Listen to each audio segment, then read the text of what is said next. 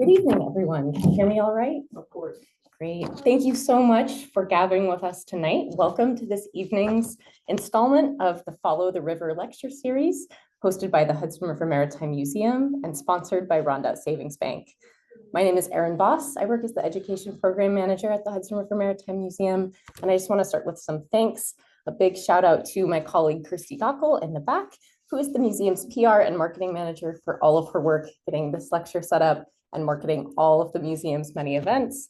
A shout out to Leslie Drojak, our intrepid museum volunteer, who is also a regular fixture in our lecture series. Before we begin, can I please ask you to go ahead and take out your cell phones, turn them off or to silent. Thank you. Just some logistical information. Please note the multiple exits. Of course, there is the door in the back that you came in. There's another door on the side. There are exits through the hallway. And through the hallway, you'll also find the restrooms. The Hudson River Maritime Museum is a 501c3 not-for-profit. We do not receive funds from the city, state, or federal government, except for periodic and competitive project-based grants. We thank Rondout Savings Bank for their sponsorship of the lecture series. And we also thank you all for your contributions that help support the museum and for attending tonight. Please note that we are video recording this lecture and presentation to be posted publicly on our YouTube channel. And so you all don't need to worry, you're not being captured by the video. We do have a webcam up here, attached here, that will be capturing Fred's lecture. And we are recording the screen as well. We include the following water and land acknowledgement in our public programming. The Hudson River Maritime Museum is located on the Rondout Creek, part of Lenape-Hoking, traditional home of the Lenape. We recognize the painful history of forced removal, dispossession, cultural suppression, and genocide of Indigenous peoples. This evening's lecture, Marine Art, Finding Joy in Color and Peace in Nature, is presented by Fred Feiler. Fred Feiler is a Catskill area-based fine arts painter. His art career started in high school, where he was nominated for the National Hallmark Honor Award. He received numerous Scholastic Gold Key Awards and Blue Ribbons. Fred attended the Fine Arts program at Parson School of Design in New York City with full scholarship. He was a design artist in Rochester, New York, early in his career. He went on to use his creative talents in the field of dentistry, where he earned national board certification in ceramics. He owned and operated a dental laboratory in 1983 and retired in 2018. Feiler has always had a hand in fine art painting and is now enjoying more time at the easel. So without further ado, Fred Feiler.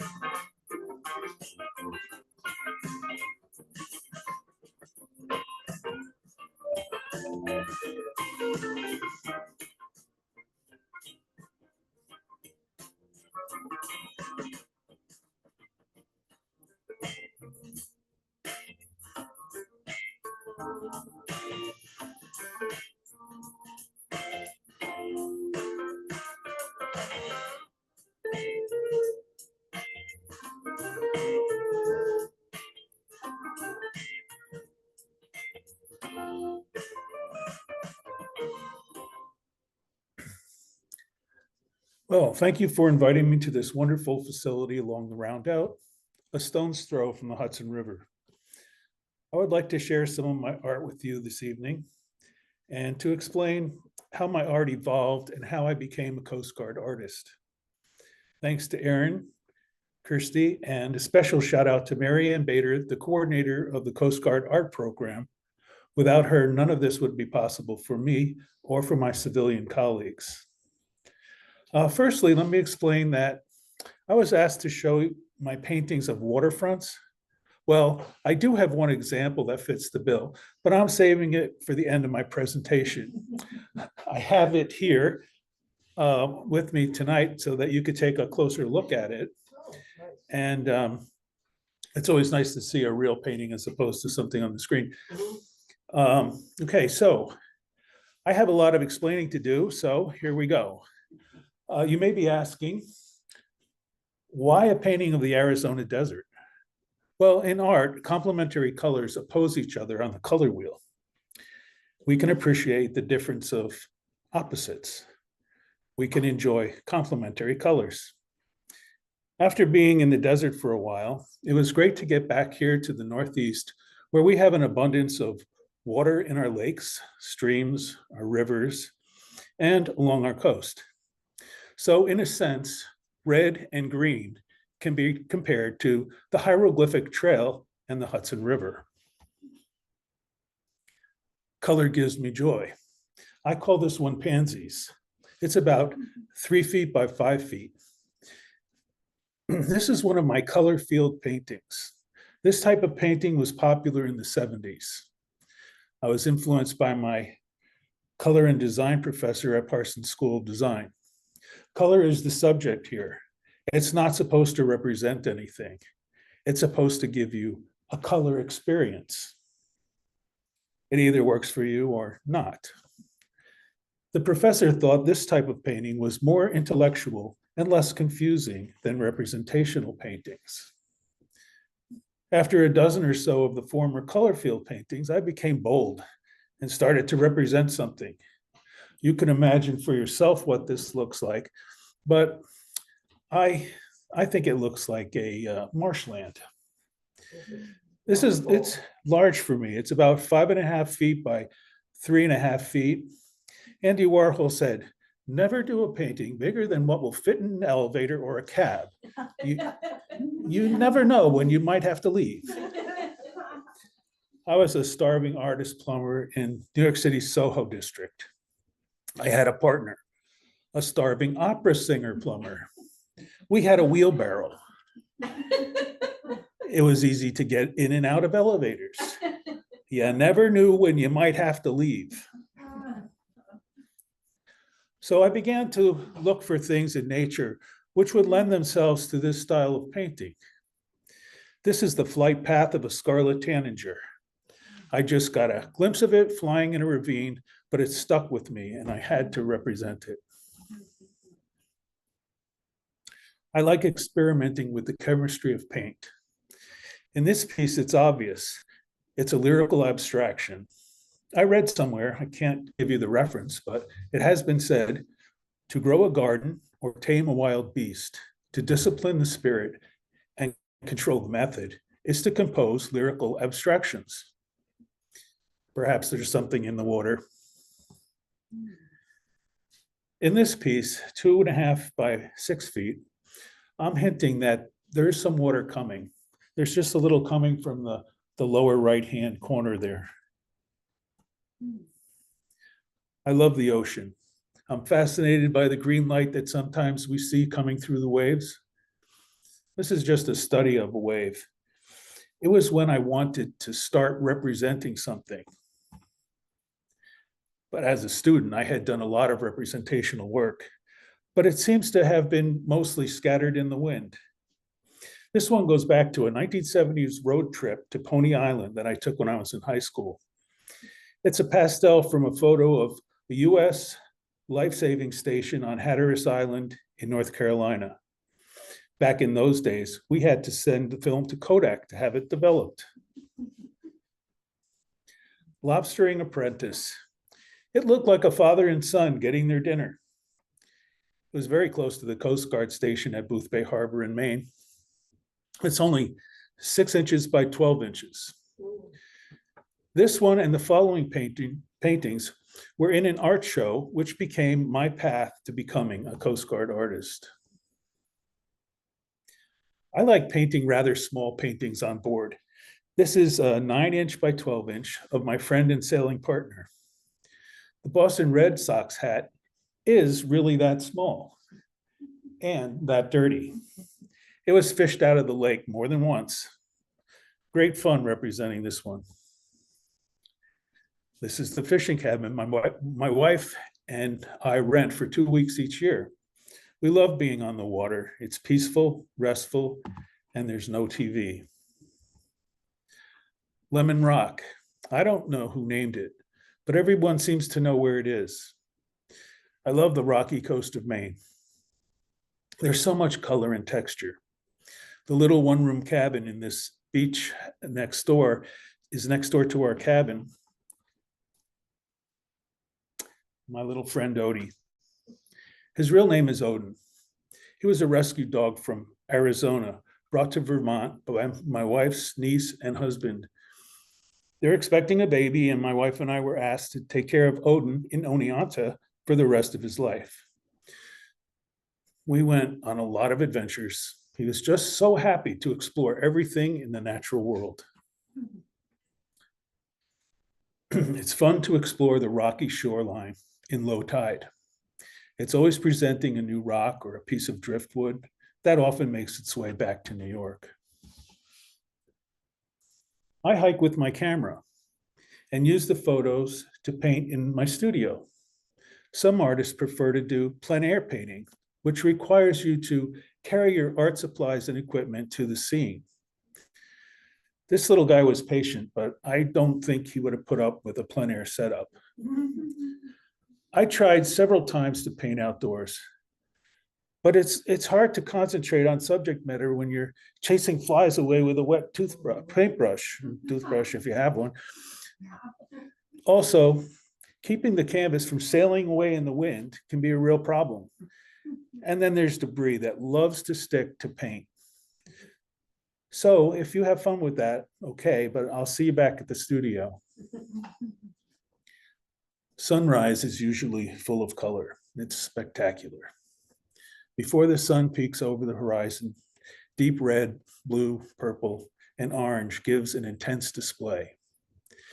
Get out on the water a half hour before first light and surround yourself with splendor. The Dawn Treader is the wooden rowboat at the end of the dock. She was made at the Maine Maritime Museum in Bath. Here, the average high tide will rise 11 feet, so everyone has a long gangway and a floating dock. Our neighbors' kayaks were begging for a photo to paint. There's not much time to catch the best light. The light changes color quickly. I find it awe-inspiring.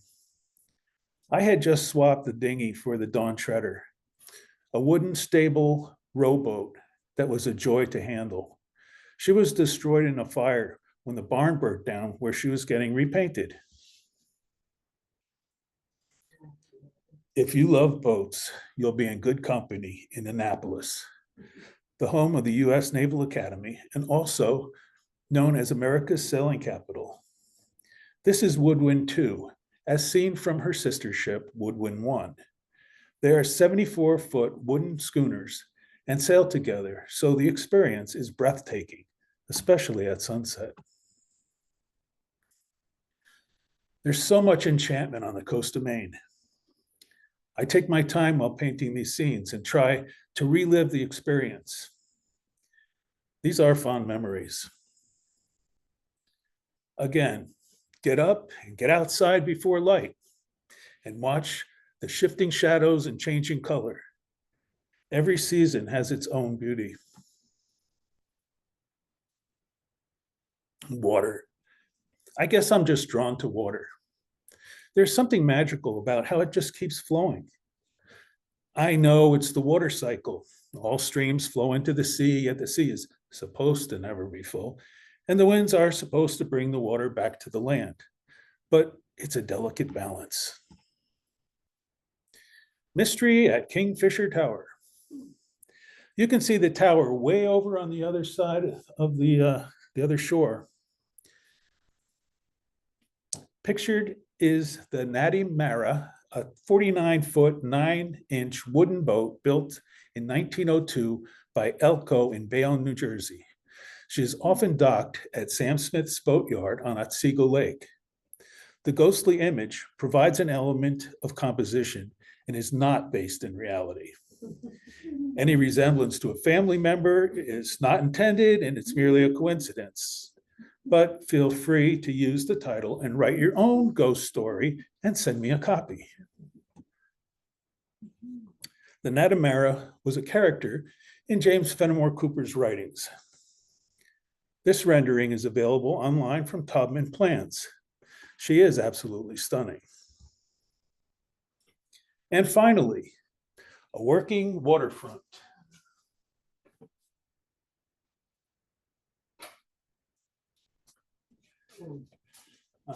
Put it right over here.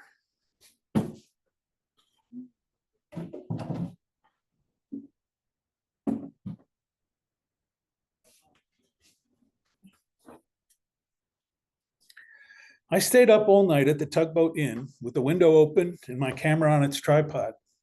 I took lots of shots, but this one taken around 4 a.m. seemed the clearest, so I began to paint it. As I began to magnify it, I noticed that two dock workers over on the right-hand side seem to be in distress. The blue barrel is tipping over and they're both shielding their heads. And it looks like some rigging failed. I never found out what really happened. Well, most of these paintings were at an art show at the Stagecoach Art Festival in Delaware County. During that show, excuse me, a man explained to me, "Have you ever heard of the Coast Guard art program?" I said I had not, and he most emphatically said, "You should apply." So as soon as I could get to my computer, I discovered COGAP, the acronym for the Coast Guard art program. I poured over paintings and drawings of a host of amazing artists depicting, not surprisingly, Coast Guard events. The surprise was the quality of the artwork. Realistic paintings and drawings done for the most part by professional artists. I didn't think I would get to first base, but the older gentleman's voice kept coming back to me saying, "You should apply, you should apply." So I applied. I had retired from 33 years of owning and operating a dental laboratory and now had a body of work, a website, a studio, and a camera. Taking my own photos is the first step to creating a composition to paint. If I was accepted, I felt I would be ready. I was notified that I was accepted. Now the fun begins. An artist can use public domain photo files from the Coast Guard's website to create their piece, or they can request a visit to a Coast Guard station and get on board a Coast Guard asset to take their own photos of a mission. No brainer. I chose the latter. The subject matter is Coast Guard personnel and assets in action. My wife and I vacationed at Westport Island in Maine, near the Coast Guard station at Boothbay Harbor. So it was arranged for me to go to the station for a day of training exercises. The morning began in a classroom setting, which looked more like a corporate boardroom. I sat with the 8-member crew as they reviewed their tasks and exercises each would need to perform to fulfill their requirements for positions and advancements. I was impressed with the pleasant atmosphere created by the 8-member crew. The crew appeared bright and energetic and eager to do their training. Well, how hard is it to get into the Coast Guard? Well, for every one, the acceptance rate at the Coast Guard Academy is 15.5%. That's for every 100 applicants, only 16 are admitted. This means the school is extremely selective. Meeting their GPA requirements and SAT and ACT requirements is very important to get the first round of filters and proving their academic preparation. Well, it was time to suit up and get on board. So down the gangway we went. This is a Coast Guard asset. It's a 47-foot motor lifeboat. It has a maximum speed of 25 knots, maximum towing capacity of 150 displacement tons. The 47-foot motor lifeboat is designed as a fast response rescue vessel in high seas, surf, and heavy weather environments. And it can operate in 30-foot seas and handle 20-foot surf in 50-knot winds. It has a state-of-the-art electronically controlled engines, fuel management systems, and integrated electronic suite. But the unique feature about this boat is that it can self-right in only 30 seconds if knocked over by waves or surf. Any wave, any surf? Any wave or any surf. Wow. The crew prepares to get underway. It was a nice day, but the helicopter would whip up the sea, so rain gear was worn by all of us. The Coast Guard Commandant approval and associated number, the amount, size, length of attached line, color, markings, availability, and condition are all requirements for a ring life buoy. Now we are underway. The plan for this day's training mission would include helicopter basket hoists. Navigation was set for the vicinity of Dammer's Cove Island. We received notification that the helicopter was on the way from Air Station Cape Cod. This is the only air station in the Northeast. It covers the coast from the southern tip of New Jersey to the Canadian border. This training was scheduled for the day before, but the helicopter was needed for an actual rescue mission. So the mood was hopeful, but you never knew if the helicopter would really show up. Several of the crew members had been waiting about a year for this training opportunity. As we wait for the helicopter, we learn to use visual distress signals. The boatswain's mate demonstrates an aerial flare. In the distance, we can see Dammer's Cove Life-Saving Station. It's an 1897 coastal marine facility operated by the United States. In 1929, it became a Coast Guard station, and now it's privately owned. But the Coast Guard is no longer maintaining lighthouses, and consequently, paintings of lighthouses are not of interest to the Coast Guard art program. Handheld flares provide a brilliant distress signal in daylight. But which end of the tube do I point away? The boatswain's mate explains the proper handhold and ignition of the flare. I think that this would make a wonderful painting. That one looks hot, but he did not burn his hand. Good instruction is essential. This photo is of a crew member intensely listening to instruction in the proper use of varying types of visual distress signals, or VDS. There's an acronym for just about everything. I see another painting here. Well, the helicopter's in sight. We stow our flares and take our positions for training with the rescue basket, retrieval, and hoisting. It's an awesome sight. This is a medium-range rescue MH-60T Jayhawk. The MH-60T helicopters can be deployed in search and rescue operations, law enforcement, aids to navigation, and transport missions. The Jayhawk has a 64-foot, 10-inch length, a 53-foot, 8-inch rotor diameter. It stands 17 feet tall and weighs and can have the maximum weight of 21,800 pounds, a speed of 170 knots, a range of 300 nautical miles, and endurance of 6.5 hours. It's equipped with digital glass cockpit instruments, surface search radar, an electro-optical infrared sensor system, 5 multifunctional digital display screens, sensor and hoist cameras, an integrated traffic collision avoidance system, and can be fitted with a 7.62 millimeter machine gun and a 50 caliber rifle. Totally awesome.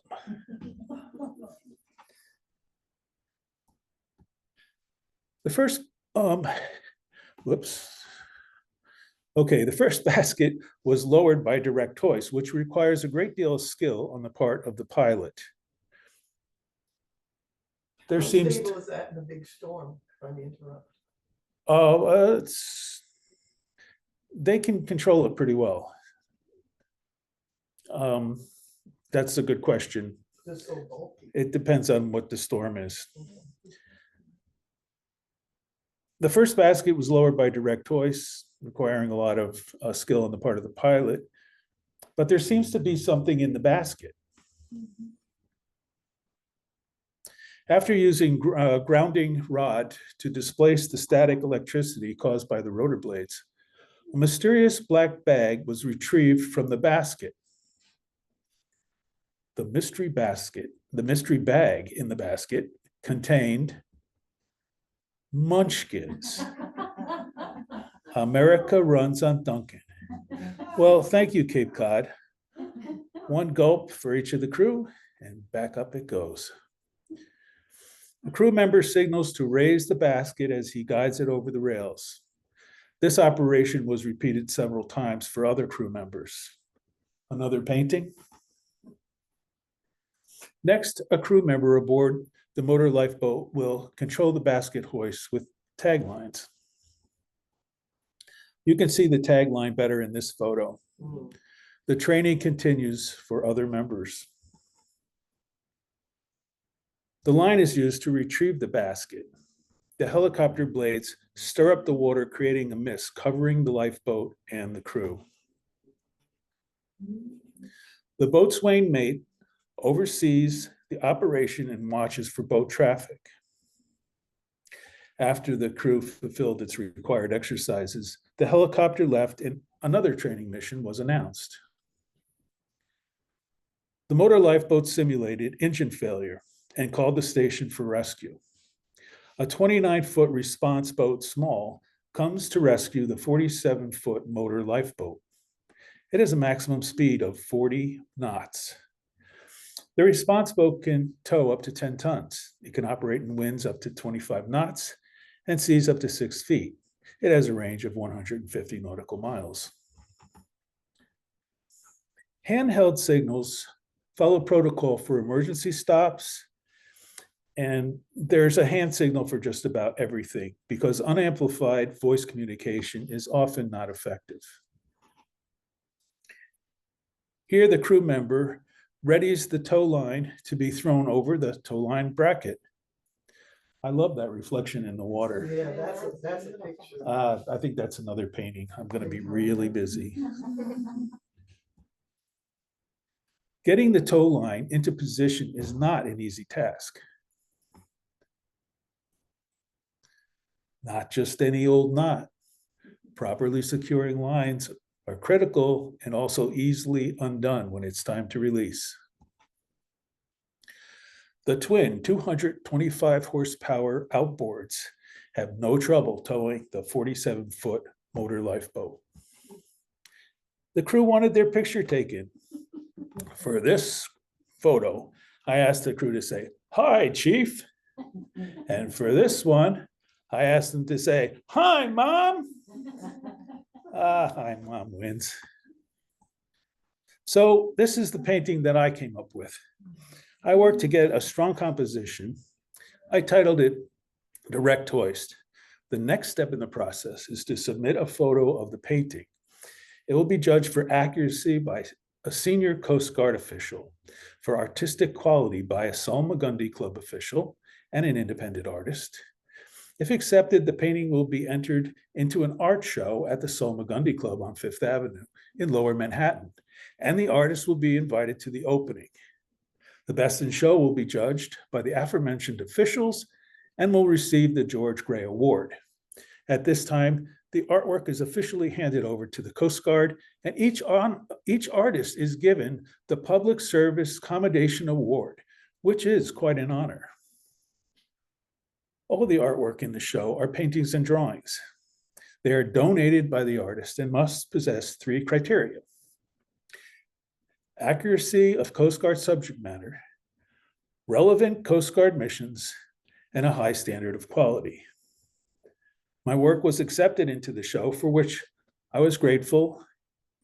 It was quite an honor to have a painting hanging with all the other talented artists represented at this very prestigious Salmagundi Club. But unfortunately, in 2020, due to COVID, the gala event at the Salmagundi Club was canceled. The exhibit hung for a month at the club and was moved to the Federal Hall National Museum, downtown Manhattan, across from the Stock Exchange, where many people visit each year. This painting was also, among others, having the special honor of hanging at the Coast Guard headquarters in Washington, D.C. for about a year. Well, this is the Solomon-Magundy Club on Fifth Avenue. It's kind of funny, but I pass this brownstone at least twice a day on my way to school and back to the Brittany on East 10th Street. I remember strong gusts of wind blowing up the avenue from Washington Square Park. You would have to hang on to your drawing pad for dear life, and a large canvas would take you airborne. Just to recap, artists donate their art and receive no monetary compensation. However, the whole experience is thrilling and worthwhile. The memories will last a lifetime. I'm proud to have contributed and look forward to submitting other paintings for the show in 2025 and beyond. And now, let's take a look at what other COGAP artists found to portray. The Coast Guard manages 11 major operational mission programs. The Homeland Security Act of 2002 delineates these as Homeland Security missions and non-Homeland Security missions. Coast Guard artists strive to accurately portray at least one of these missions in each of their paintings. Let's start with Search and Rescue. Compassion by Stephen Roberson. A Coast Guard petty officer from Air Station Miami carries a sick child off an MH-65 Dolphin helicopter arriving from Air Station Oranquin in Puerto Rico. The child suffering from acute appendicitis was airlifted by the helicopter crew from the Dominican Republic. A tropical storm had caused severe mudslides and flooding, cutting off the child's city and resulting in over 80 deaths. Aids to Navigation, The Welder by Suzanne Corbaletta. A crew member of the Coast Guard cutter Catherine Walker, a 175-foot buoy tender homeported in Bayonne, New Jersey, uses a torch to cut the chain during buoying maintenance. Law Enforcement, Canine Explosive Detection Team by Frank Gaffney. A Coast Guard canine assigned to the Canine Explosive Detection Team in Seattle is lowered using rope techniques from a moving ferry to a waiting Coast Guard response boat. It's amazing. Both of these boats are going at a pretty good clip. Marine Environmental Protection, Debris Cleanup in Hawaii by Deborah Kearse. This is a 2022 winner of the George Gray Award for Best in Show. That's nice. Currents in the Pacific Ocean bring fishing nets and gear to Hawaiian waters. This is a safety hazard to ships and cause extensive damage to the ecosystem by snagging on coral reefs and entangling wildlife. Here, a member from the Coast Guard cutter Walnut recovers fish nets from Sensky Island and the Pearl of Hermes reefs. Ice Operations, Clearing the Way by Kirk Larson. The Coast Guard cutter Ketme Bay breaks ice for freighters navigating through the St. Mary's River in the Great Lakes. During the winter, paths must be made in the ice for commercial vessels to continue delivering their goods. Other law enforcement, Keeping the Watch by Karen Lowe. Port facilities on the West Coast were clogged with freighters unable to offload their shipping containers because of the COVID virus. It created a backlog of goods. The situation became a maritime crisis when ships had to anchor in the outlying waters. Ports, Waterways, and Coastal Security, Maritime Security Team in Training by Don Hatcher. The Coast Guard's Maritime Security Response Team from Virginia participates in a training exercise to maintain skills. These specialized teams practice technical boardings at sea, active shooter scenarios, and detection of radiological materials. They are a counterterrorism unit deployed at home and abroad. Drug Interdiction, Wrapping It Up by Kathleen Dennis. A Coast Guard law enforcement officer aboard the cutter James wraps a pallet of illegal narcotics in Port Everglades, Florida. The seized contraband has a street value of over $1 billion. Defense readiness. Pre-flight check by John Ward. A flight crew diver at Air Station Cape Cod checks the Jayhawk helicopter before a practice rescue run. It bears mentioning again that the air station is the only Coast Guard aviation facility in the Northeast. It's responsible for the waters from the tip of New Jersey to the Canadian border. Marine safety. Passing the safety exam by Sandra Hart. A Coast Guard boatswain's mate goes over the results of a dockside safety exam with a commercial fisherman in Yaquina Bay, Newport, Oregon. These mandatory exams ensure a fishing vessel is in compliance with all safety regulations. Marine environmental protection. Protecting the vulnerable by Catherine Cross. Protecting the lives of marine animals is the primary goal of the Coast Guard Marine Law Enforcement mission. After freeing the turtle from entanglement, the Coast Guard will gather the drifting debris and dispose of it. Coast Guard Auxiliary. Auxiliaris Bugler at Arlington Cemetery by Chris Demarest. While not on the list of official missions, the Coast Guard Auxiliary is a corps of dedicated volunteers assisting in many ways, including giving courses in boating safety and aiding in search and rescue. This volunteer from the Auxiliary's 27,000 members serves as a bugler with the Coast Guard Honor Guard. The Coast Guard Art Program and the Coast Guard Auxiliary offer civilians an opportunity to volunteer their service to their country. Even if you've had no military experience, but have the spirit and something to give, you should apply. Now I'd like to conclude with a verse and chorus of A Case of You by Joni Mitchell.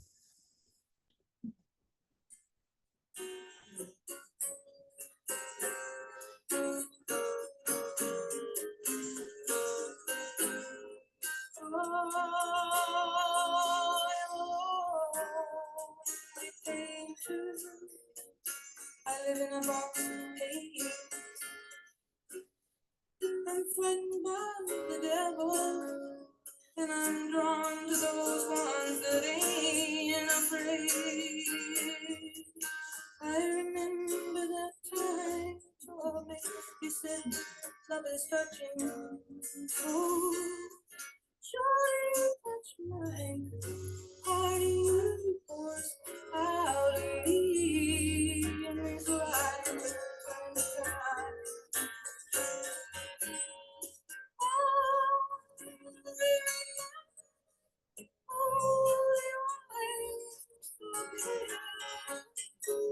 So sweet, I think a case of you.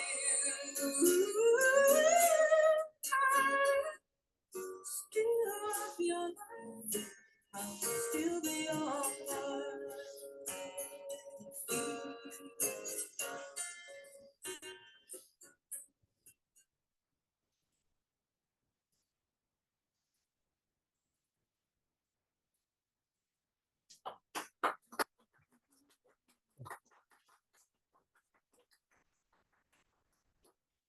Are there any questions? Yes. Do you paint in acrylic or oil for defense? Well, I'm doing oil mostly now. I have done a lot of acrylic, but you know, I'm fond of oil. I like the way that the texture just comes out nice and velvety, and of course you can do that with acrylic as well. But oil is my favorite at the moment. And so you have such a range of styles. Do you, like from realistic to the color feel, do you have a preference, or you go in ways where you paint different styles, or? Well, no, usually I spend, you know, a portion of a few years on one style, and then I graduate to another. And that's what the progression that you saw. So now I'm stuck on oil paints. Yes. Yeah, something that I love about your works is the sense of immersion that I feel in the setting that you choose to portray, both in like, you know, some of your more abstract representations, but also in your kind of like realistic portrayals of waterfronts. And something that I feel in like being immersed just at the Hudson River Maritime Museum in the maritime world is this sense of how much I've learned. So I'm curious for you, did you learn anything that you didn't expect to learn by immersing yourself, especially in waterfronts or in the Coast Guard art program? What are some things that you learned about waterfronts that you didn't know before? That's a very good question. Well, I learned that I love the smell of the salt water. It's just, you know, when I do these paintings, I try to, you know, get that back. And well, there's just so much new information that I learned from the Coast Guard. I mean, I had no military experience. I knew that I wanted to, you know, get on board. And these kids were just the most wonderful people in the world. So, you know, that makes the artists want to, you know, portray, you know, that it's like a work of love. You know, we just like to give that. So, yes. I want to say, as you said, they're very selective, only on Cape Cod to cover from New Jersey to the Canadian border and so forth. In New York City, I'm on the Community Board 12 Upper Manhattan's Parks and Cultural Affairs Committee. So we cover the Hudson River area there for all of Upper Manhattan. And the Coast Guard, you know, sometimes comes to our meetings, and they opine that to cover the Hudson River from essentially below New York, from the mouth of the Hudson River up to above Albany, they have 4 officers. Mhm. You know, that's Yeah. it. So you see, it's not just that the Coast Guard is selective, it's tremendously underfunded and tremendously kept sparse, which also speaks then to the security of our borders. And no, this is it's a major issue, Mhm. a major issue. There are only 4 officers, and this was bringing to the fore serious issues on the Hudson River of, you know, you don't want to hear about it, drug trafficking, all sorts of things, or even just civilians being hit by jet skis and sailboats being hit by jet skis, drunks on jet skis hitting sailboats, rowboats, you know, and things. So the other things like that, because jet skis aren't allowed, you know, they're illegal. So we'd like to help, but we have 4 officers from the mouth, from New York Bay to Albany and so forth. So I think that's something, if you want to talk about advocacy, is to tell your congressman that this has got to be expanded, and that I one agree. helicopter, and you take a serious storm, and you've got to rescue boats and people in distress. This is, I mean, they have more than 1 helicopter at Cape Cod, but still, you know, very, very serious. That's the first thing I wanted to say. If I may talk a little more. Absolutely. The other is that you have one picture of St. Mary's, but and of course where you're located is on the coast, but let us not forget our Great Lakes, which cover more water mass and coastline than most countries. And I forget what the like with Lake Superior, it has more water volume than most oceans and so forth. And the Coast Guard is very active there, and along with the Air Force. I grew up on the Great Lakes, and I spent a lot of time on Lake Superior, and I grew up 4 blocks from Lake Michigan, and I spent my summers on Lake Superior. And they are constantly there, not only saving lives, but the traffic of barges and steel and coal and things like that. Very, very important. And Lake Superior will beat any ocean in terms of storm and turbulence and so forth on Lake Superior. So, you know, and I was actually once part of a whole, what you said about the flares and the helicopters and the rescue. I was once part of one of those, and They're very, very good. You should apply. Yeah, no, I'm just saying, it was a really. You could, anybody could. That was my point. Yes. How many artists do they have? Do you have any idea?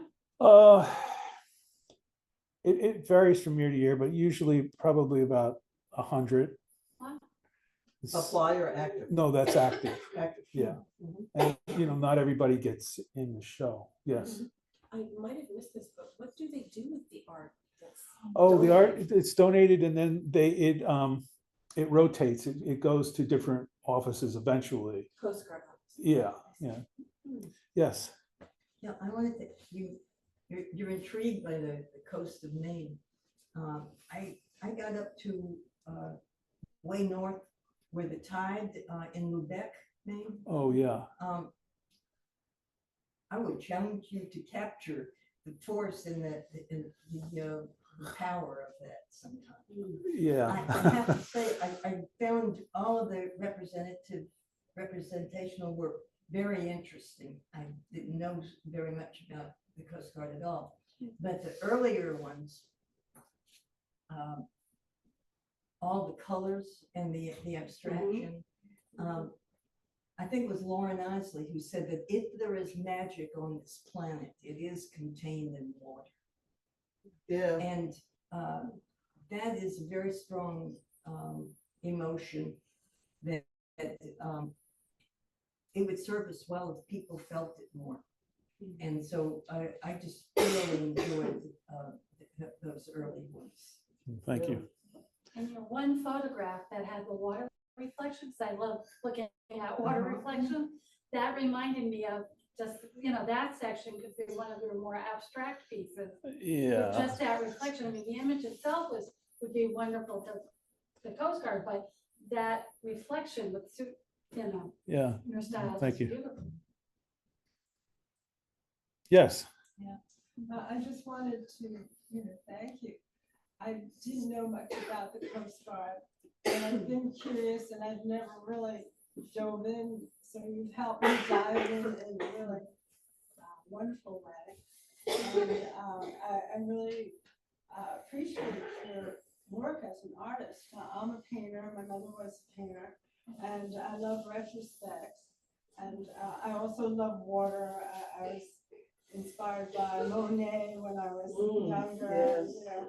I've done a lot of water scenes, and you really capture it very well. Yeah. But yeah, I'm really impressed. I'm so glad that you became a Coast Guard artist, and you can bring your creative work into your Coast Guard work with the water. I think that's really good. But Thank you. You're a wonderful portrait artist as well. So thank you. Thank you. Thank you very much. I really enjoyed it. Okay. Don't you think water it really attracts because it really represents life, and by its movement and its colors, you really get this sense of life Absolutely. and Yeah. of animation and life, with which you really can't see as much in, I don't know, let's say a field of wheat or something like that. You don't see it in the same way in something like that. That is correct. Yes. But the work that the artists produce for the Coast Guard program, they have to be like drawings or paintings. They can't be like photographs or collages or. Correct. Yeah, just drawings and paintings. Of drawings of all types, pastels, word, color pencil, whatever, ink, pen and ink. One artist did one a really nice sepia tone, and she did it with coffee. Oh, okay. And everybody wanted to know what kind of coffee it was, espresso or. But yeah, drawings and paintings, and they have to be approved before sending. Do the other armed forces have similar programs? Yes. Navy, Army? Yes, they do. Or Yeah. Yeah, they all have their artists. artisan programs? Yeah. Interesting. I didn't know You that. didn't know anything? Yeah, interesting. Okay. Interesting. Formal questions to conclude, and then we can conclude the lecture, but you're welcome to have a more informal conversation. Yeah, absolutely. I was just wondering, will you be showing this retrospect again somewhere? I have no idea. If I'm asked, I'll consider it. Okay. Have you considered, I see you treasure your 2 weeks in Maine every year. Have you considered, I mean, like I would suggest doing the West Coast, or I would really say doing those northern shores of Lake Superior, not Mackinac Island, but going like 500 miles north to, like the Keweenaw Peninsula, the very northern part, and you would really find that's what really seems to capture your imagination, or some of the rugged Oregon coast. Yeah, I find that to be interesting. I mean, now that Yeah. you're retired, you can travel and do those. Okay. Yeah. Yeah, well, yeah, I would like to get out and about a little bit more. A lot about, yeah. Yes. I don't know if you're shy about self-promotion, but the Mohawk Mountain House would be a wonderful place for this this presentation. Oh, yeah. Yeah. You're right. Okay, You're well, right. That's a good. People up there have the time and the patience to look and to listen. oh, And they have display, they have like gallery Oh, displays, okay. so you could also, Where- hawk a few wares. Where is Mohawk Mountain House? Right by New Paltz, Oh, right. Okay. Look at National Historic Places, a lot of rich people stay there. Oh, yeah, and you have a captive audience, they have like nightly lectures and so forth. So you have a captive audience. Okay. Oh, yeah, so you can really, oh, yeah. Let's have a round of applause again for Yeah. Fred Feiler.